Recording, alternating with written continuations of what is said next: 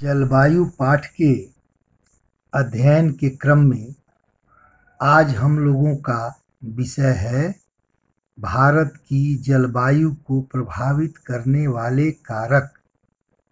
इसके पहले हम लोगों ने जलवायवी नियंत्रण या जलवायु को नियंत्रित करने वाले कारकों के बारे में पढ़ा था।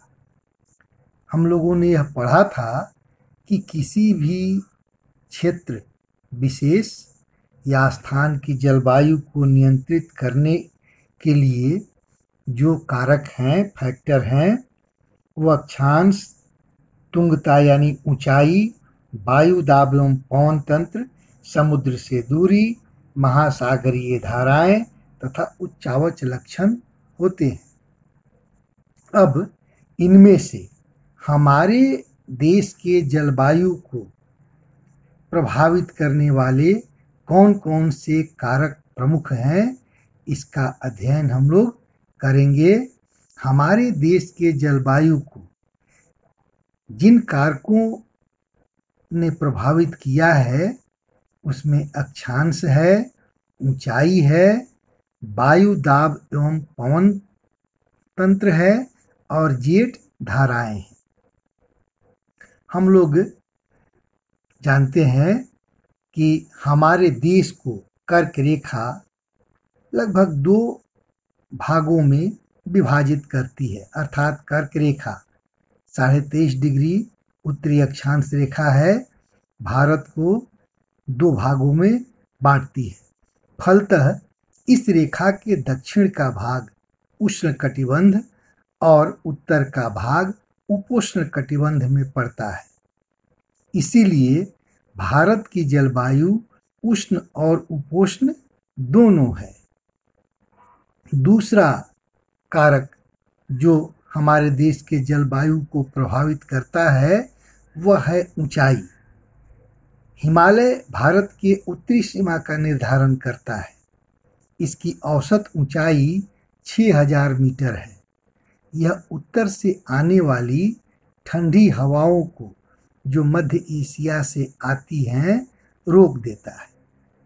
फलतः उत्तरी भारत में उतनी ठंड नहीं पड़ती जितनी मध्य एशिया में शीत ऋतु में पड़ती है।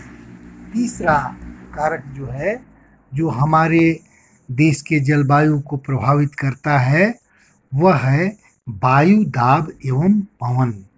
भारत की वायु दाब एवं पवन तंत्र अद्वितीय है। इसके पहले भी मैंने आप लोगों को बताया था।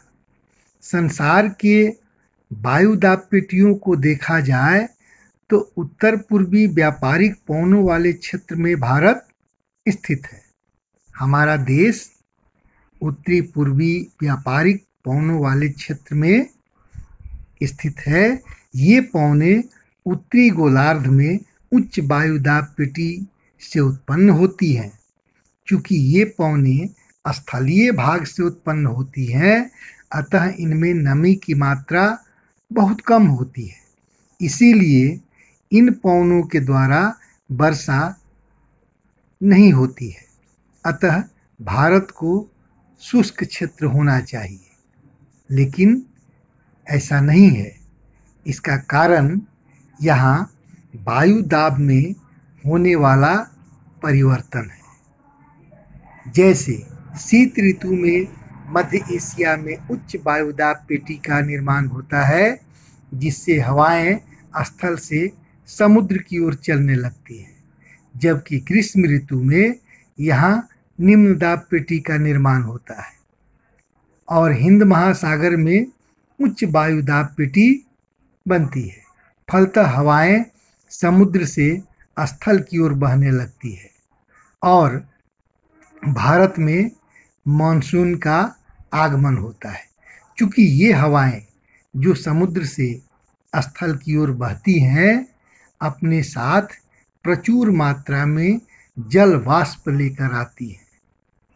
यह नमीयुक्त हवाएं पर्वतों से टकराती हैं, ऊपर उठती हैं, घनीभूत होती हैं, बादल बनती हैं और फिर हमारे यहाँ वर्षा होता है।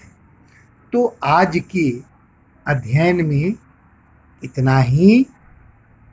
हम लोग इसके अंतिम बिंदु जेट धाराओं का अध्ययन दूसरे भाग में करेंगे। आप लोगों के लिए गृह कार्य होगा भारत में वायु दाब की पेटी किस प्रकार मानसून के आगमन के लिए उत्तरदायी है। धन्यवाद।